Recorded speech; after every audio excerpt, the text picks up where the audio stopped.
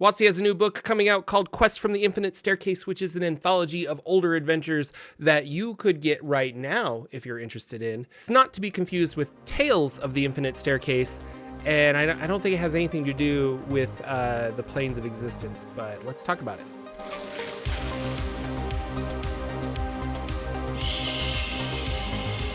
This video is brought to you by the wonderful patrons who support this channel and my second channel, Jocular Junction. Thank you guys so much for all of your support. If you're interested in supporting, you can always go to patreon.com/Jordan with a PH in the middle, or you can go to Jordan with a PH in the middle.com. That's Jorphdan.com and find out more stuff there. And if you are unable to do those two things, but you still want to help, guess what? Subscribe, hit the like button. Thank you so much. Hey everybody, Jordan here, the PH is silent, and we're going to talk about Quests from the Infinite Staircase, which is different from Tales of the Infinite Staircase. Now, first of all, what is the Infinite Staircase? It's a staircase. It kind of goes around in a circle. There are many doors attached to it. It's an upper planes thing, if I'm remembering correctly. It's kind of how the gods get from different realms. They can traverse, they open a door, they go through a different door, they're in another plane of existence. There is a couple of openings to the Infinite Staircase on Toril. The Infinite Staircase was a way to link the realms to the other planes of existence, and there are 3 entrances that we know of in the realms, in Toril specifically, Cormyr, one in Shadowdale, and one on Mount Waterdeep.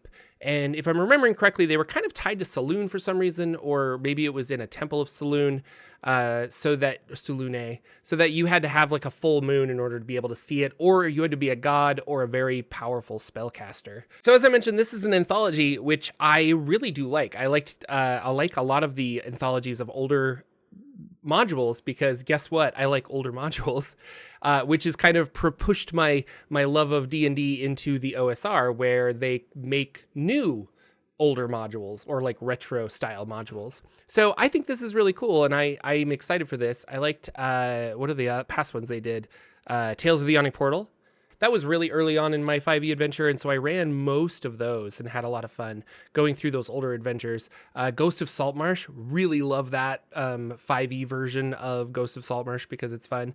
And then the other anthologies are Candlekeep Mysteries, which I didn't get into, and Journey Through the Radiant Citadel is very good, but they're not classic adventures. Those were new adventures, so it doesn't really count in this instance. So this one, and Keys from the Golden Vault, same thing, new adventures. But this one, Quests from the Infinite Staircase, are going to be some of these classic adventures that I think will be a lot of fun with a 5e spin on them, because they were fun back in the day. But first I wanted to talk about the original. So this is a Planescape module that Monty Cook wrote called Tales from the Infinite Staircase, and I haven't read through this entirely. We have all of these different rooms, and you can kind of go to these different planar things. This is a Planescape module, so it's not super tied to the Forgotten Realms or anything, and I don't think you go to the realms. But yeah, there's lots of going to the Plane of Air, finding the Githyanki Citadel, lots of cool stuff, fighting the Romani, in a large library of mirrors. So this could be fun to add on to your Quest from the Infinite Staircase if you wanted to. You know, this was a complete adventure written start to finish, and the other one is going to be an anthology, much like Tales of the Yawning Portal, where there's probably a loose way to connect all of the adventures, but in the end, you just have separate adventures. Still, worth checking out. You can get a PDF of it, Drive-Thru RPG, links down below. Now, the first adventure that they are bringing back to 5e is The Lost City, which is a desert kind of dungeon crawl. You find a pyramid, you go running around inside of it, you're looking for stuff. The interesting thing here is that Goodman Games did, they had a series for a while. Well, they still have a series called Original Adventures Reincarnated. And this was on that list of Original Adventures Reincarnated, but I can't find it anymore. I don't think that they're allowed to reprint it at this point because of this. But the Original Adventures Reincarnated, you had a book that had the original adventure, like scans of the original adventure, and then a 5e conversion of that. And it was really cool. They were like big, heavy books. I've got a couple of them that I'll show off a little later in this video. So I did go looking, cutting in here really quick, and I found it on eBay for $500. I do not recommend this for $500. That just seems really, really expensive. But you can kind of see like the scans and stuff. Like this is the inside pages, and it's all original. Like they haven't added anything other than they converted the module. But it's a big fun book. I don't think it's worth $500. And the other sad thing, you can't get PDFs of this because WotC wouldn't allow it. Highlights of flipping through this adventure, this dwarf with his thumbs up. Very, very excited. And then here's a map. Like we have the pyramid up here. And then you go down to this underground city. There's all this stuff going on. Like this is a pretty cool, this is awesome. This looks really cool. This looks like something that I would like to run and or play. And I'll put a better picture up here when I can turn it around when I'm editing this video. But like the whole underground city map, we have got like a big old 3D map version of it. That's pretty awesome. All right, up next is UK4, which is When a Star Falls. This is the next adventure on Quest from the Infinite Staircase. Hurled like a blazing spear from the night sky, the shooting star would shape the fates of many. And I haven't read this. Maybe I'll read through most of these and do a little more detailed review on each adventure. That could be fun. Maybe when it's closer to coming out. And then Beyond the Crystal Cave, Dungeon Module UK1. This, I believe, was the inspiration for for Wild Beyond the Witchlight, is what Chris Perkins said. So there was no Feywild. There's always been like a land of fairy, but there was no like Feywild, back when this was published in 1983. But Chris Perkins said that this was one of his inspirations for Wild Beyond the Witchlight. This one is kind of interesting because there was a 4E remake of this module. And I think it really emphasized the Fey kind of themes. So I would be curious to read through this one. Boy, this scan is not the best. I guess it's readable, but ooh. Up next is Pharaoh. This is one that I have read, and this was written by Tracy and Laura Hickman. This is the first module in a Desert of Desolation series.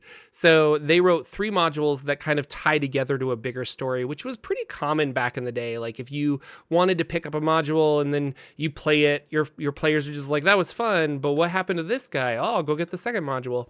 And I know Pathfinder, Paizo does this where they do like, they structure their adventures to kind of be released over time rather than just like, here's a large book of the whole adventure. And there's a part of me that really wishes we still had that. And maybe with Adventure League kicking back up, we'll get that. Who knows? But this is, there's a pyramid, and you're exploring it. There's a, desert hex crawl. There's a camel stuck in a sand. So back when I was really interested in the Al-Qadim setting, this came up on my radar, and so I read through it. And it's fun. I can see why they included it. So we'll be excited to go explore a random pyramid with all of its traps and treasures. Oh, and really quick, if you were interested, number 2 in this series is Oasis of the White Palm. And then number 3, the last one, is The Lost Tomb of Martek. Not included in Quest from the Infinite Staircase, but should be, because they're pretty cool modules. Up next is The Lost Caverns of Soji, which I've always said as Soji, but it's apparently Socanth.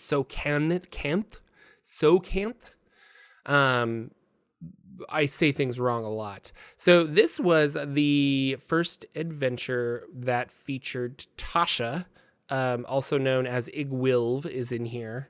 And Soji is her Greyhawk cave of whatever, and you have to go in and you kind of have to find I believe it's like a lantern that helps like a lantern of the gods. It's pretty straightforward. This is a Gary Gygax adventure, but it's a classic, so we're going to redo it. I feel like this one is included maybe more for lore purposes, but we'll see. I should give it another reread. The cream of the crop of this entire thing is Expedition to the Barrier Peaks, which is the final module for quest for the Infinite Staircase. Expedition to the Barrier Peaks, an adventure for characters levels 8 to 12. This is another Gary Gygax, and this is fun and important for many, many reasons. I don't necessarily want to spoil it, but it has a lot of like science fiction themes. And so when this came out, it was, D&D, 74, but like this was released in 1980. And I think this was a module for tournaments. Yeah, it says tournament scenario at Origins 2. So people playing this were not they were used to, let me back up. People playing this were used to Dungeons and Dragons being castles and swords and monsters and stuff like that. And you can see right here from the cover, like this guy's got a space laser and he's just firing a space laser at some weird creature down there. This mixed sci-fi and fantasy, and a lot of people it was just kind of fun to be in a weird fantasy setting where we're exploring this, and all of a sudden you're trying to figure out what is the mechanical door, and the DM isn't like explaining the mechanical door. It's two metal doors like Star Trek, and it slides open. But he's putting it in a way you're urged to kind of describe to the players, like, this is how your players would view this, having never seen a gun or never seen something like this. So it's fun. Like, this is a cool, very classic scenario. It's big. The updated art will be fun. This is the first place where we ever see the Froghemoth, which is pretty cool. And yeah, like, it's just a classic. I can see why they chose it. This also is part of the original Adventures Reincarnated. And I just happen to have Expedition to the Barrier Peaks here. So again, no PDFs that you can buy of these, which is kind of sad, but like, it has the original scans of the game, which is really cool. And then on top of that, you have the scans of the art and stuff, but you have like the original game, and then you also have the 5e conversion. And it's just kind of fun to see the two side by side. This one was a gift, but I actually got the Temple of Elemental Evil original Adventures Reincarnated because I liked the idea of looking at original D&D side by side with 5th edition D&D and just kind of see like, well, how did we handle it back then and how do we handle it now? It's kind of fun to see the side by sides of it. The latest one that came out of original Adventures Reincarnated is The Dark Tower, which is not a Wizards of the Coast product, so you can get a PDF of this. And Goodman Games was very, very nice, and they mailed me both the Dungeon Crawl Classics version of it, because again, not Wizards of the Coast, so they can make it for more than just 5th edition. But they were able to make it for Dungeon Crawl Classics, they were able to make it for 5th edition, and it has the original Dark Tower in there. Just really, really cool. So if you want to support Goodman Games and go get a really cool adventure, that one is out, number 7. But I think this one, I couldn't find this one. And like I said, the other one I was looking for, $500, probably going to be out of your price range. But if you search Amazon, I saw that there were Temple of the Elemental Evil still there for a pretty good price, considering that it's 2 giant books. And into the Borderlands, I think OR number 1 was still there. Do you like these older adventures? I mean, it's kind of getting to the point in my D&D career that I feel like I could pick up an older adventure for just about any version of D&D or Pathfinder, and I could convert it over pretty easy, because nothing in my games ever has to be a hard 1-to-1 conversion. I look at a situation and I'm like, yeah, that feels like it's pretty difficult. I think I'm going to make it like DC this, or a monster comes and attacks them and I'm like, okay, that monster's pretty tough.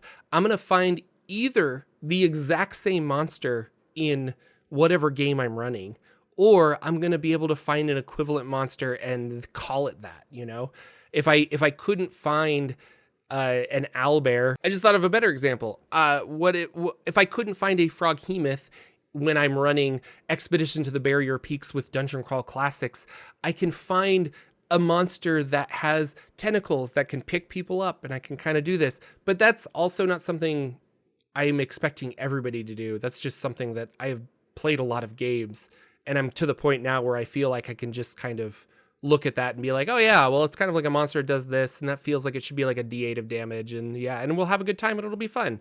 But the story structure is really cool. If you're interested in sci-fi Expedition to the Barrier Peaks, first of all, links down below to the original PDFs. You can still get those.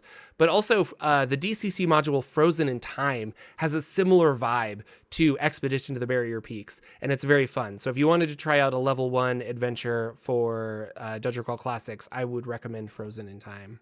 Are you excited for Quest of the Infinite Staircase? I was very excited when I thought they were going to tie it into Planescape and it was going to be Tales, kind of an expansion on Tales of the Infinite Staircase by Monte Cook, but it looks like they're just using that title as an anthology because they own that title. Still, some really cool adventures in this anthology. I like older adventures. I like running older adventures. This could be a good book for me, so we'll try it out. Apparently there's like a loose theme of a genie that's like floating through the Infinite Staircase. I believe that is new lore. Hey, thank you guys for watching. Thank you so much for subscribing and all of that other stuff. I very much appreciate it. I will be back with more videos. I'm working on yet another Vecna video as we had some more information coming out, so stay tuned, and I will see you all in the next video.